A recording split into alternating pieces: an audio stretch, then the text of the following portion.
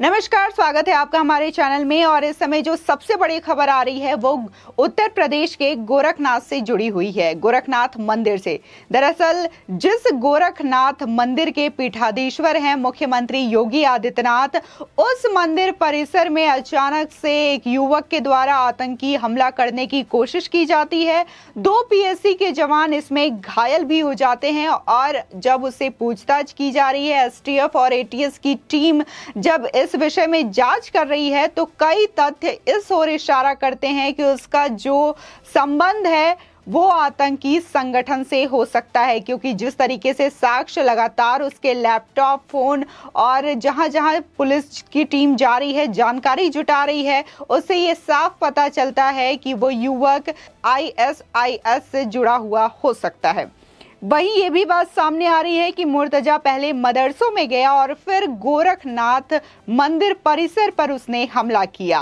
Nepal border पर मौजूद मदरसों से आतंकी मुर्तजा की जानकारी लेने में जांच एजेंसी जुटी हुई है और एटीएस की टीम तो मुंबई भी पहुंच चुकी है। आतंकी मुर्तजा की पत्नी की भी तलाश जारी है। मुर्तजा किस किस से मिलता था, पैसा कहां से आता था उसके पास, और इतने बैंक खाते उसके पास कैसे हैं, और कौन कौन से साथी उसके अभी एक्टिव हैं, इस बारे में भी तलाशी की जा रही है, इसका जांच किया जा रहा है। वहीं सूत्रों के मुताबिक जांच में लगाई गई यूपी एटीएस और एसटीएफ को उसके लैपटॉप से आईएसआई और सीरिया से जुड़े कुछ वीडियोज और साहित्य भी मिले हैं। अपर मुख्य सचिव गृह अविनाश कुमार अवस्थी ने कहा है कि इसके आतंकी घटना होने से इनकार नहीं किया जा सकता और इसके हर सिरे से जांच की जा रही है। गोरखनाथ मंदिर परिसर में जिस तरीके से हमला हुआ है तो इस हमले ने सत्ता से लेकर पुलिस सबको हिला दिया है और सब इस विषय में जुटे हुए हैं कि जिस मठ के पीठाधीश्वर स्वयं मुख्यमंत्री योगी आदित्यनाथ हैं, उस मंदिर परिसर में आखिर किसी हमलावर ने हमला करने की कैसे सोच ली, कैसे इतनी बड़ी साजिश को अंजाम देने की उसने कोशिश की। और इस हमले की जांच कई शहरों तक पहुंच चुकी है। मुर्तजा अब्बासी बीते कुछ दिनों में मुंबई, कोयंबटूर, जामनगर और नेपाल के लुम्बिनी में गया था। जानकारी के मुताबिक एटीएस की टीम अब मुंबई में पहुंच चुकी है और तमाम विषय में जांच उसने शुरू कर दी है। जानकारी के मुताबिक पुलिस कर्मियों पर हमला करने वाला आरोपी मुर्तजा अब्बासी नवी मुंबई में रहता था और एटीएस की टीम वहां पहुंचकर जानकारी जुटाने में लग गई है। आपको बता दें कि गोरखनाथ मंदिर परिसर में हमला करने से पहले हमलावर जो मुर्तजा है उसने जिहादी वीडियो तकरीबन यूट्यूब पर 300 से ज्यादा बार देखी थी और ये एक तरीके से वो उसका ब्रेन वॉश था। वो तमाम तरीके के जिहादी वीडियोस देखता था लगातार इंटरनेट में और किस तरीके से अटैक किया जा सके इस विषय की वो रिसर्च करता था। उसी के साथ ही साथ जाकिर नाइक के वीडियो से भी वो काफी मोटिवेट था। उसका जो वीडियो है वो लगातार देखा करता था। तो वहीं ये भी जानकारी आई है कि मुख्यमंत्री योगी आदित्यनाथ स्वयं गए थे वहां। उन्होंने कल रात को घटनास्थल का निरीक्षण किया, साथ ही साथ जो 2 पीएससी के जवान घायल हुए थे उनसे मुलाकात भी की, उनका हालचाल भी जाना। वहीं यूपी एटीएस की टीम गुजरात एटीएस और कोयंबटूर पुलिस से संपर्क भी साध रही है और नेपाल से भी जानकारी जुटाने की कार्रवाई शुरू कर दी है कि आखिर हमलावर अब्बासी नेपाल क्यों गया था और वहां के मदरसों से उसका क्या कनेक्शन है। आपको बता दें कि हमलावर अब्बासी पहले भी एटीएस की रडार में था और लगातार उसकी जांच की जा रही है। वहीं सोमवार को कोर्ट ने मुर्तजा को पुलिस की कस्टडी रिमांड पर भेज दिया है। अब मुर्तजा अब्बासी के इन शहरों में कनेक्शन पर पूछताछ होगी। आरोपी के कई जगहों से संबंध भी सामने आ रहे हैं, इसलिए तमाम तथ्यों को परखने के लिए उसे 14 दिन के लिए पुलिस की कस्टडी रिमांड में मांगा गया था। पुलिस की इस अर्जी पर कोर्ट ने 7 दिन के लिए मुर्तजा को कस्टडी में देने का आदेश दिया है।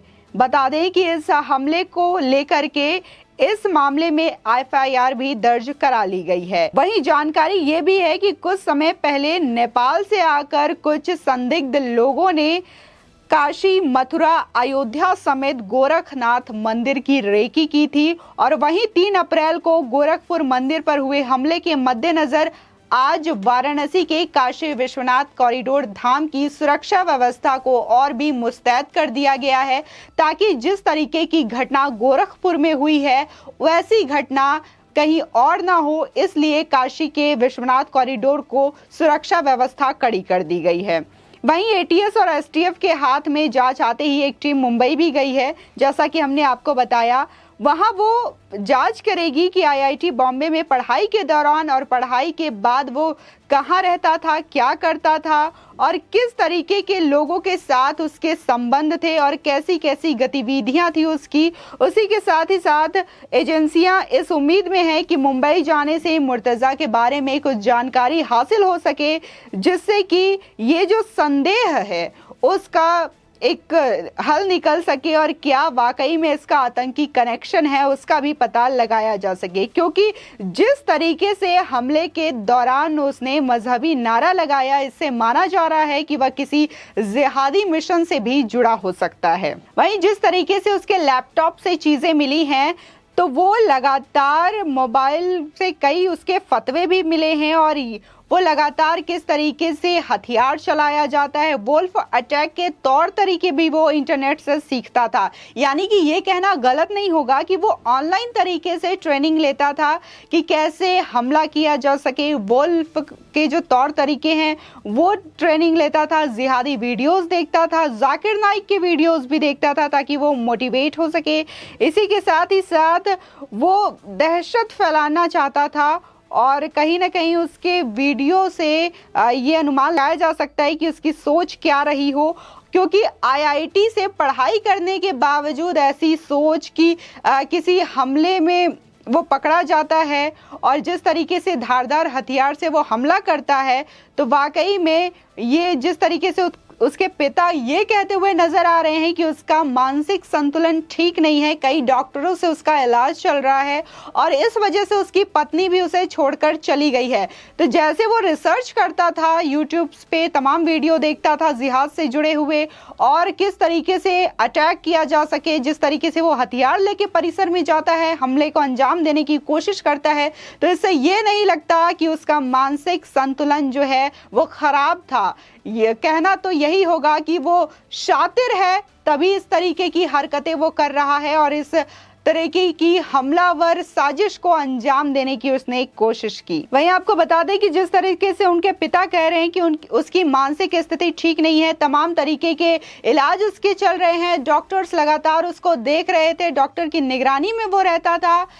आपको बता दें कि उसके पिता कई कंपनियों में लीगल एडवाइजर रह चुके हैं। एक एडवाइजर जब ये कहता है अपने बेटे को बचाने की, हो सकता है ये कोशिश कर रहे हो कि उनका बेटा दिमागी तौर पर ठीक नहीं है, तो इस वजह से पुलिस उस पर जांच ना करे। शायद ये भी तरीका हो सकता है अपने बेटे को बचाने की। वहीं गोरखनाथ मंदिर संप्रदाय की सर्वोच्च पीठ होने के साथ ही मुख्यमंत्री योगी आदित्यनाथ का निवास स्थल भी है। ऐसे में घटना की गंभीरता कहीं और भी अधिक बढ़ गई है। आपको बता दें कि इससे पहले अपर मुख्य सचिव अवनीश अवस्थी और एडीजी कानून व्यवस्था प्रशांत कुमार ने गोरखपुर की घटना को लेकर के लोक भवन में सोमवार को संयुक्त रूप से प्रेस कॉन्फ्रेंस किया था, जिसमें उन्होंने कहा था कि ये जो घटना को अंजाम देने की कोशिश की गई है, इसके पीछे जो हमलावर है उसकी संपूर्ण तरीके से जांच की जाएगी और जांच को शुरू भी कर दिया है। ये जांच निष्पक्ष होगी और इस हमले को गंभीर साजिश का हिस्सा मानते हुए इसकी पूर्ण गहनता से जांच की जाएगी। बता दें कि जिस तरीके से मंदिर में बदनीयती से उसने घुसने का प्रयास किया और धारदार हथियार चलाने का प्रयास किया, अगर वो अपनी इस साजिश में सफल हो जाता तो ना जाने वहां का मंजर क्या होता, न जाने कितने लोगों को वो घायल कर देता। उसे अब तक भले ही सिरफिरा और सनकी बताकर उसका बचाव किया जा रहा हो, लेकिन पुलिस जांच में निकला है कि वो काफी शातिर है। जिस तरीके के सबूत उसके लैपटॉप और मोबाइल वीडियोस से मिले हैं, तो उससे साफ जाहिर होता है कि उसका ब्रेन वॉश हुआ है। वो जाकिर नाइक से काफी प्रभावित था और उसके लोन वुल्फ अटैक के हमले के वीडियोस देखा करता था। उसके मुंबई और नेपाल कनेक्शंस की भी जांच की जा रही है। तो वहीं महाराजगंज जिले से 2 संदिग्धों को गिरफ्तार किया गया है। गुजरात, मुंबई और कोयम्बटूर से एटीएस से संपर्क भी साधा गया है। फिलहाल मुर्तजा पुलिस कस्टडी रिमांड पर है और उससे लगातार पूछताछ जारी है। देखना ये होगा कि क्या उसका कनेक्शन जो है वो जिस तरीके के तमाम आतंकी संगठन गिनाए जा रहे हैं उनसे निकलता है या नहीं। और जिस तरीके से उसके पिता बार बार ये कह रहे हैं कि उसकी मानसिक स्थिति ठीक नहीं है, तो जिस तरीके से उसका बचाव किया जा रहा है, लेकिन ये तमाम चीजें देखकर लगता है कि वो शातिर किस्म का इंसान है और बेफिक्र होकर वो एक धारदार हथियार लेकर के जाता है, उस मंदिर परिसर में जाता है जहां के खुद मठाधीश्वर पीठाधीश्वर स्वयं योगी आदित्यनाथ हैं। उस स्थान पर जाकर के इस तरीके की घटना को अंजाम देने की वो कोशिश करता है। तो इसके पीछे जरूर कोई बड़ी साजिश होगी, किसी जरूर बड़े आतंकी संगठन का इससे कनेक्शन हो सकता है। आपकी इस खबर पर क्या राय है, हमें जरूर बताएं। आगे की और भी न्यूज़ के लिए हमारे चैनल को सब्सक्राइब करना ना भूलें।